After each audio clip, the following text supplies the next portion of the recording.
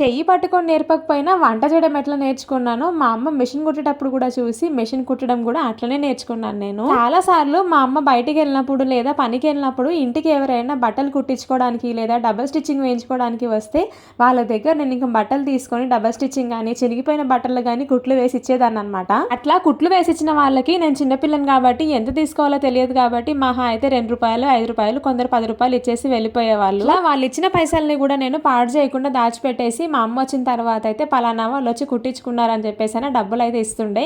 ఇంకా అవే మాకు స్కూల్కి వెళ్ళడానికి రావడానికి చిన్న చిన్న ఖర్చులకు అయితే పనికొచ్చేవన్నమాట. ఇంకా అట్లా మెల్లిమెల్లిగా డ్రెస్సెస్ బ్లౌజెస్ కూడా కుట్టడం అయితే నేర్చుకున్నాను నేను. మీలో ఎంతమందికి టైలరింగ్ వచ్చో కామెంట్ సెక్షన్ లో కామెంట్ చేయండి. మేము స్కూల్కి వెళ్ళేటప్పుడు మా ముగ్గురికి మా అమ్మ ఒక్కొక్క రూపాయి ఇచ్చి స్కూల్కి పంపిస్తుండే. ఆ ఒక్కొక్క రూపాయి కూడా దాచిపెట్టేసుకొని 2 days ఒకసారి అట్లా పానీపూరి కానీ మురుకులు కానీ కొనుక్కుంటుండే అనమాట స్కూల్ దగ్గర.